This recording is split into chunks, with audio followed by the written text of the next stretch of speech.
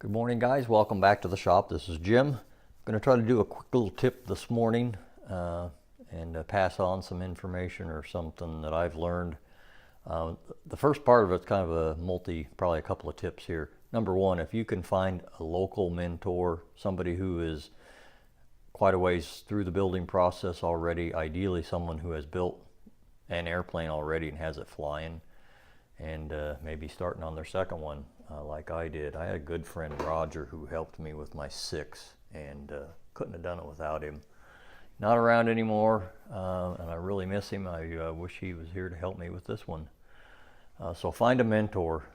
It's just extremely valuable to get the experience of somebody else. So if there's anybody that has questions that's watching this and you're building and you think I can help, go ahead and ask in the comments. I'd love to be able to pass on, kind of give back to the community. So that's sort of what I'm trying to do with my videos.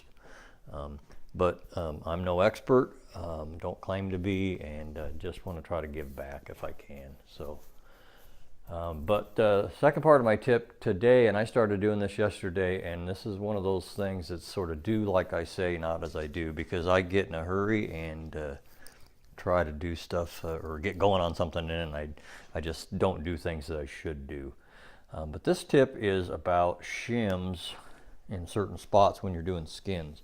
And I'm not sure how well this is going to show up, but if you can see in here, you can see that the daylight behind there. I've got the light inside, and you can see on that's the tail end of the tail cone, the last bulkhead.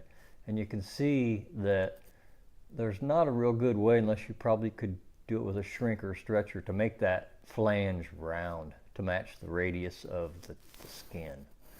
So what you can do is stick a shim in there, and if you can get the shim in there before you get everything Clecoed together and tight, that's ideal.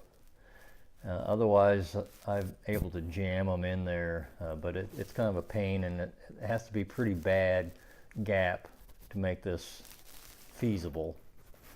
But if you don't put a shim in there when you rivet this, and I don't have a good example of it right here, but as you can imagine, you can kind of see it up there. I don't know if that'll show up here where this Cleco's sticking out. You can see that it's sort of flat, and it's because that Cleco is actually pulling that skin in enough to make like a giant dimple that's got a huge, like a 3/4 inch radius.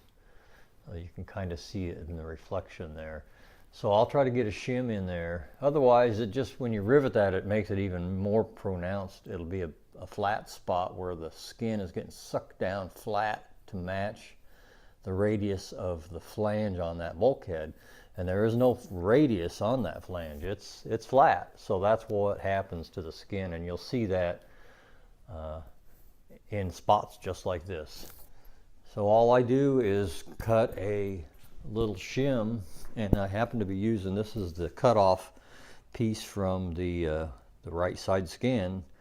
I already got the holes drilled, so it's like, well, let's use that. And here's one of them that I'm just starting, so I'm trimming it out. Doesn't really need to be any bigger than necessary. You want to be able to slide it in there. I'm gonna smooth that off, dimple it, and then kind of cram it into that spot. And you'll have to add just a little bit to the rivet length to make it fit in there just right. But that's the tip. Hope my rambling is easy enough for you to understand. We'll see you next time.